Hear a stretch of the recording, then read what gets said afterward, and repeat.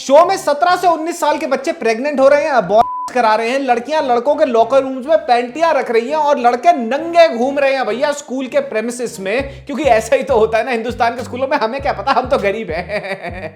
Hi guys, मैं हूं शांतनु और फाइनली गाइस 4 मोर शॉट्स जैसे भीषण मायावी पाद जैसे शो को टक्कर देने के लिए एक नया शो मार्केट में उतर चुका है। इस शो को देखने के बाद आपकी खट्टी डकारें तो बिल्कुल नहीं रुकेंगी, लेकिन आप अपने आप से हर एपिसोड के हर मिनट ये पूछोगे कि भैया कौन सी दिल्ली है ये, कौन सी दिल्ली का कौन सा स्कूल है ये, कौन सी दिल्ली के कौन से स्कूल के कौन से 18 साल के बच्चे हैं ये, और कौन सी दिल्ली के कौन से स्कूल के कौन से 18 साल के बच्चों के कौन से माँ बाप ऐसे होते हैं। ये शो देखने के बाद एक बात तो मुझे बहुत क्लियर हो गई है कि भैया Amazon और Netflix एक वॉर में है और उस वॉर का नाम है गू वॉर्स। इसका मतलब है कौन कितना गू हगेगा in the name of making shows. तो बस आज इसी फुल प्लेट गू जैसे शो के बारे में हम बात करेंगे and in all honesty and seriousness guys इस बारे में भी बात करेंगे कि क्या हमारे को ये शो चाहिए था और क्या ये एक अच्छी अडेप्टेशन है या नहीं, और जो इस शो का कंटेंट है उस कंटेंट का जो फाउंडेशनल एलिमेंट है वो खाली शॉक फैक्टर है,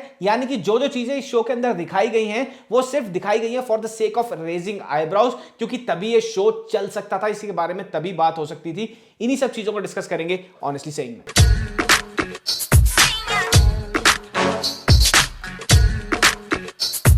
तो भैया कुछ चीजें दुनिया में ढूंढने से भी नहीं मिलती, जैसे ऐश्वर्या मोहनराज और कनीज सुरका की कॉमेडी में ह्यूमर ढूंढने से भी नहीं मिलता, जैसे जहानवी कपूर का फुकरा दोस्त जो उसके साथ उसके बर्किन के बैग की तरह लटकते हुए हर पार्टी में घूमता हुआ मिलता है जिसका नाम है ओरी, उसके बारे में इंफॉर्मेशन ढूंढने से भी नहीं मिलती। और जैसे कि क्लास जो एक शो है और उस शो की स्टोरी बेस्ड है एक स्कूल पे, उस स्कूल में होने वाली पढ़ाई पे और उस स्कूल के बच्चों पे, लेकिन जब आप ये शो देखोगे आपको स्कूल में होने वाली पढ़ाई और स्कूल के बच्चे ढूंढने से भी नहीं मिलेंगे। हैम्पटन इंटरनेशनल दिल्ली का सबसे महंगा सबसे टॉप स्कूल, मैंने जिंदगी में ऐसा स्कूल नहीं देखा।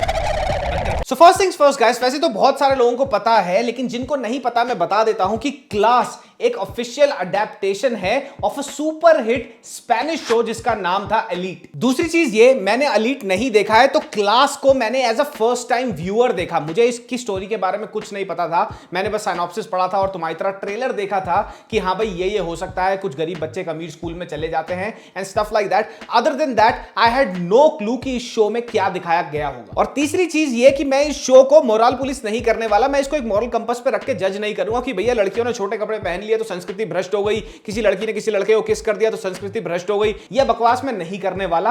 मैं बहुत ही ऑब्जेक्टिवली तुम्हारे को इस शो में जो जो हुआ उसका ब्रेकडाउन दूंगा और फिर तुम खुद जज कर लेना कि भैया ये चीजें जो दिखाई गई हैं क्या ये डाइजेस्टेबल है इन एक्चुअलिटी। तेरा कट जाएगा यहाँ पे, बच के रहना। तुमसे बच के रहना है क्या? तो शुरू करते हैं और मैं तुम्हारे को बताऊंगा इस शो के अंदर दिखाई हुई कुछ ऐसी चीजों के बारे में जो बियॉन्ड कॉम्प्रिहेंशन डम्ब है। तो शो में है एक लड़की जिसकी उम्र है 17 साल की है, तो वो माइनर है इंडियन कॉन्स्टिट्यूशन के हिसाब से। उसकी फैमिली सुपर डुपर उबर रिच है और साथ ही साथ उसको एंजाइटी और डिप्रेशन के सेल्फ प्रोक्लेम्ड इश्यूज हैं जिसके लिए वो प्रिस्क्राइब ड्रग्स तो लेती ही लेती है। ऑन टॉप ऑफ दैट वो रिक्रिएशनल ड्रग्स भी काफी लेती है। ये लड़की शो में कन्फेस करती है कि इसको अपनी उम्र से बड़े आदमी पसंद है और इसी के चलते ये एक डेटिंग ऐप पे एक ऐसे आदमी से हुकअप कर लेती है जो नियरली इसकी दुगनी उम्र का होता है। और ये लड़की इस हुकअप में एंटर करती है नोइंग डैम वेल कि अगर ये पकड़ी गई तो ये एक पीडोफाइल केस बन सकता है, जो कि वो दूसरा आदमी पीडोफाइल है, but she knows the fact that where she is going, what is she walking into, और उसको उसके इस कर्मों की सजा भी मिलती है शो के अंदर उस आदमी को। But tell me one thing, अगर इसको पता है कि ये एक पीडोफाइल का केस हो सकता है and yet she is going ahead giving her consent to that man, तो क्या ये पीडोफाइल का केस है? कहानी आगे बढ़ती है, लड़की 18 साल की हो चुकी है, now she is in a relationship with a guy जो उसका क्लासमेट होता है और हम उम्र होता है, एंड इनके बीच में लव की जो फीलिंग्स होती हैं, अट्रैक्शन की जो फीलिंग्स होती हैं, बहुत म्यूचुअल होती हैं। एंड देन ये होते हुए भी she goes ahead and gets into a sexual relationship with her boyfriend's elder brother, अपने बॉयफ्रेंड के बड़े भाई के साथ एक सेक्सुअल रिलेशनशिप में आ जाती है। And then this girl who is now 18 years old goes ahead and gets pregnant. ये प्रेग्नेंट हो जाती है और जब ये अपने घर वालों को ये बात बताती है और वो उसको कन्फ्रंटेशन में चांटा मारते हैं, इसको डांटते हैं, जो कि ऑब्वियसली हर घर वाला, हर नॉर्मल घर वाला करेगा। और ये आगे से पता क्या बोलती है कि कर लो क्या करना है, तुमने तो मुझे डिप्रेशन एंजाइटी दे दी है, मेरे को तो ट्रॉमा हो गया, मेरे को तो ओसीडी हो गया, आई एम ओसीडी, इंग्लिश में बोल दो सब कुछ हो जाता है ठीक। देखा, पैसे से क्लास नहीं आता। The point here is the fact कि भैया इस शो में ये दिखाया हुआ है कि ये बच्चे बहुत वेल एजुकेटेड बैकग्राउंड से हैं, बहुत वेल अवेयर हैं अपने एनवायरनमेंट और अपने एटमॉस्फेयर को लेके आसपास क्या चल रहा है, और साथ ही साथ they are studying at a top school in India.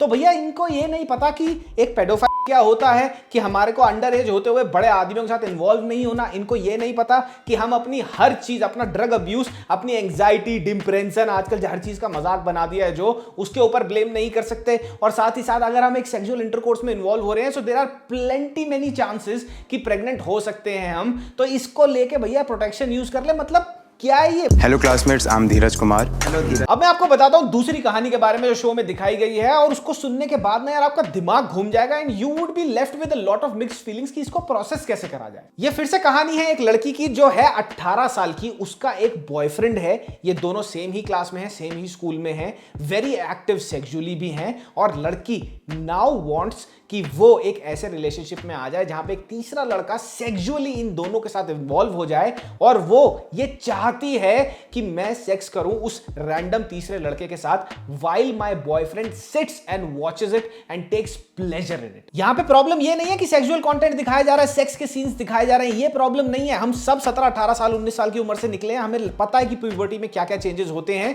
और हम लोगों की क्या क्या फीलिंग्स होती हैं, क्या क्या सोचता है हमारा दिमाग। That's completely alright. The problem here is कि यहां पे 18 साल के बच्चों को गंदे फेटिशेस में इन्वॉल्व होते हुए दिखाया जा रहा है। तू जो ये नई फ्रेंडशिप कर रहा था ना, हमें सब कुछ पता है। थ्रू आउट द शो तुम्हारे को एक चीज और बड़ी ऑकवर्ड सी लगेगी, और वो ये है कि ये जितने भी एलीट बच्चे हैं इनके पास अनलिमिटेड सप्लाई है हार्ड ड्रग्स की और हार्ड लिकर की।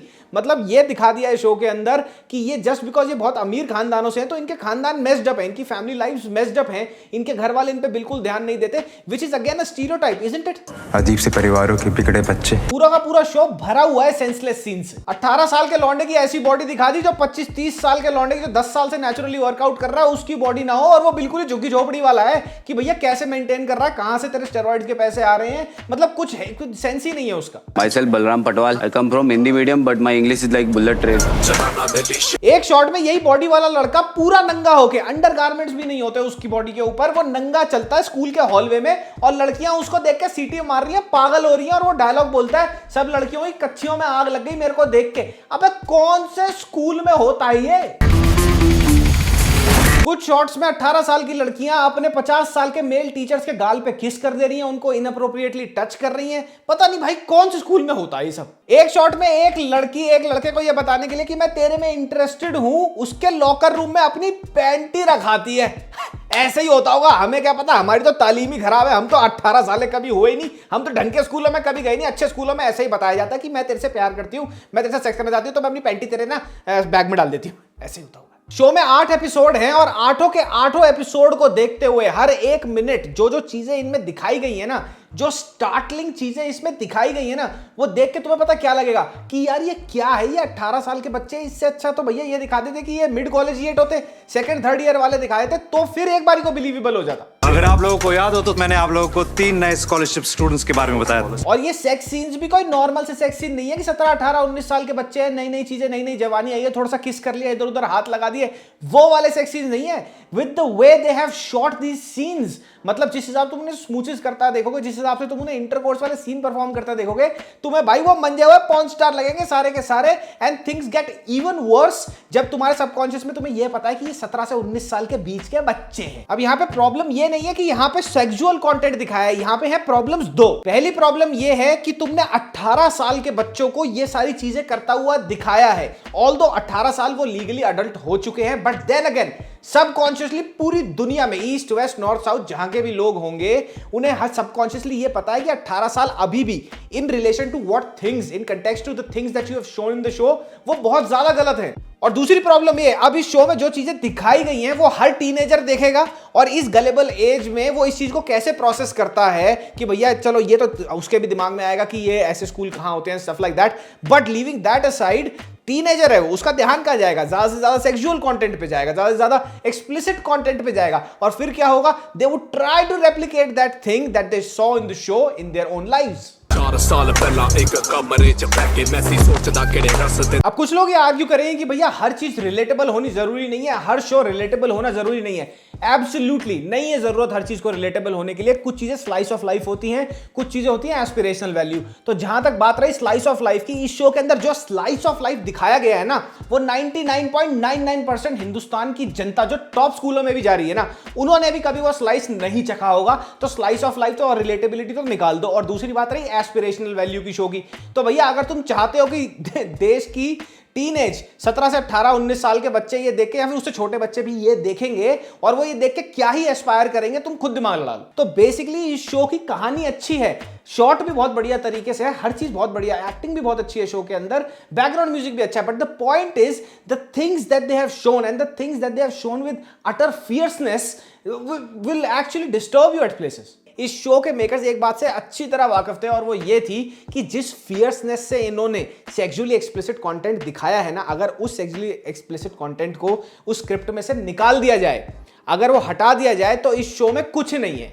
और वो ये शो बिकेगा ही सेक्सुअल एक्सप्लिसिट कंटेंट की वजह से। अदर देन दैट ये एक सिंपल सी बच्चों की मर्डर मिस्ट्री है। अच्छा, एक क्वेश्चन मेरे दिमाग में बार बार आ रहा था इस शो को देख के, और वो ये है कि मैं एक मिलेनियल हूं, मैं 90s और 2000s में बड़ा हुआ हूं। तो भैया हमने जितना भी जाना है पॉप कल्चर को अपने हिसाब से, हमने कभी भी ऐसा कुछ नहीं देखा अपने टाइम पे। तो क्वेश्चन ये है कि क्या जेन जी जो इस शो के अंदर दिखाया गया है आजकल वो एक्टिवली पार्टिसिपेट कर रहे हैं ऐसी चीजों में, ये सब चल रहा है स्कूलों में, और क्या हम ज्यादा पीछे रह गए हैं, या फिर ये हरकतें करना, ये सब करना और इस चीज को ग्लोरीफाई करना एक नॉर्मल कोर्स ऑफ एवोल्यूशन है।